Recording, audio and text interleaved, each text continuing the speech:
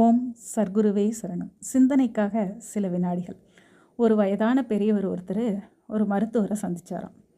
அந்த மருத்துவருக்கு இந்த பெரியவரை பார்த்தோன்னையும் ஒரு பெரிய பூரிப்பு ஏற்பட்டுச்சான்.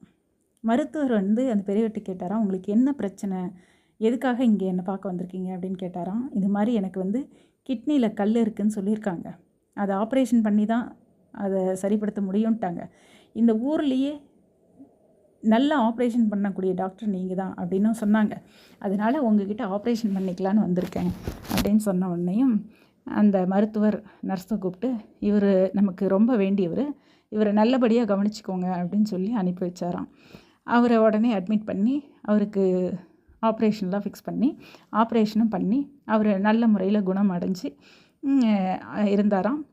சரி, நான் டிஸ்சார்ஜ் ஆகிக்கிறேன் அப்படின்னு சொல்லிட்டு பெரியவர் சொன்னோடனே அவருக்கு டிஸ்சார்ஜ் ஃபார்ம் மட்டும் கொடுத்தாங்களாம். எனக்கு எவ்வளோ நான் கட்டணும் அப்படின்னு கேட்டப்ப, நீங்கள் ஒரு பைசா கூட நீங்கள் எதுவும் கட்ட வேண்டாம், மருத்துவர் உங்ககிட்ட இருந்து ஒரு பைசா கூட வாங்க வேண்டாம்னு சொல்லிட்டாரு அப்படின்னோடனே அந்த வயதானவருக்கு மிகப்பெரிய ஆச்சரியமாக இருந்ததும். நான் வந்த அன்னையிலேருந்து என் மேலே ரொம்ப அக்கறை எடுத்து இந்த மருத்துவமனையில் அத்தனை பேருமே கவனிச்சுக்கிட்டீங்க, அது இல்லாமல் என்னை பணமும் கட்ட வேண்டாம்னு சொல்கிறீங்க, எனக்கு அந்த மருத்துவரை உடனே பார்க்கணும் அப்படின்னு சொல்லி கேட்டாராம். சரின்னு சொல்லி மருத்துவர் பார்க்குறதுக்கு அனுமதி கொடுத்தாங்களாம். மருத்துவரும் அவரை சந்தித்தாராம்.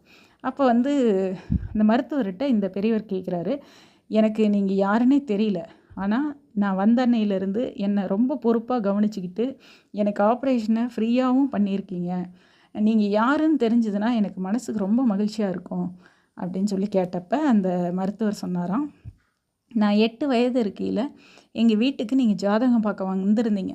அப்போ ஜாதகத்தை பார்த்துட்டு இந்த பையனுக்கு படிப்பே ஏறாது, இவன் கல்லுடைக்கிறதுக்கு தான் லாக்கி, அதனால் இவனுக்கு தேவையில்லாமல் படிப்புக்கு செலவு பண்ணிகிட்ருக்காதீங்க அப்படின்னு நீங்கள் சொன்னீங்க. அதை பக்கத்துலேயே இருந்து நானும் கேட்டுட்டு தான் இருந்தேன். அன்னைக்கு தான் நான் முடிவு பண்ணேன், நாம் இந்த வார்த்தையை உண்மை இல்லை அப்படின்னு மாற்றணும் அப்படிங்கிறதுக்காக கஷ்டப்பட்டு நான் படித்து இன்றைக்கி நான் ஒரு டாக்டராக ஆயிருக்கேன்.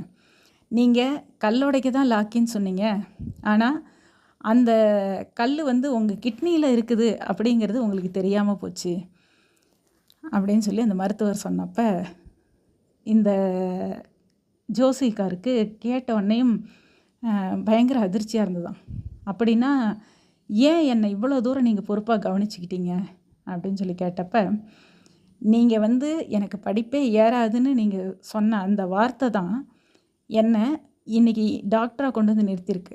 இவ்வளோ பெரிய மருத்துவமனைக்கு நான் சொந்தக்காரனாக இருக்கிறதுக்கு காரணம், நீங்கள் என்னோட 8 வயசில் இவன் கல்லுடைக்க தான் லாக்கின்னு நீங்கள் சொன்ன அந்த ஒரு வார்த்தையை தான் நான் மாற்றி காட்டணும்னு இந்த அளவுக்கு நான் வளர்ந்துருக்கேன். அதனால் நீங்கள் என்னை நேர்மறையாவோ எதிர்மறையாவோ நீங்கள் தான் எனக்கு ஒரு உந்துதலை கொடுத்துருக்கீங்க. அந்த நன்றிக்காக தான் இன்றைக்கி உங்களுக்கு நான் இது அத்தனையுமே இலவசமாக செஞ்சுருக்கேன். அதுக்காக தான் உங்களுக்கு அந்த மரியாதையும் கொடுக்குறேன். ஏன்னா நம்மளுடைய வளர்ச்சிக்கு யாரெல்லாம் காரணம் அப்படிங்கிறத எடுத்து நம்ம பார்க்கணும். அதில் நீங்கள் ஒரு மிக முக்கிய காரணமாக இருந்தீங்க.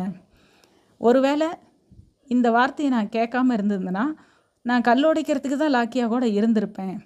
ஆனால் இந்த வார்த்தையை நான் கேட்டதுக்கப்புறம் தான் இது உண்மை இல்லை அப்படின்னு நம்ம மாற்றி காமிக்கணும் அப்படின்னு நான் கஷ்டப்பட்டு என்னுடைய லட்சியமாக இதை வச்சு நான் படித்து முன்னுக்கு வந்தேன் அப்படின்னு சொல்லி அந்த மருத்துவர் சொன்னாராம். இதை ரொம்ப பிரமிப்போட அந்த ஜோசிகர் கேட்டுட்டு இருந்தாராம். அன்பு சகோதர சகோதரிகளே, இந்த கதையின் மூலமாக நம்ம தெரிஞ்சிக்க வேண்டிய ஒரு மிக முக்கிய விஷயம் என்ன அப்படின்னா, தெய்வத்தால் ஆகாதெனினும் முயற்சி தான் மெய்வெறுத்த கூலி தரும் அப்படின்னு சொல்கிற மாதிரி, நம்ம ஜாதகத்திலே இதுதான் நம்ம தலையெழுத்து அப்படிங்கிற மாதிரி இருந்தால் கூட அதை நம்மளோட தொடர்ச்சியான முயற்சி நம்மளை நிச்சயம் அந்த ஜாதகத்தோட அமைப்பையே மாற்றி அமைக்கக்கூடிய அளவுக்கு வலிமையானது.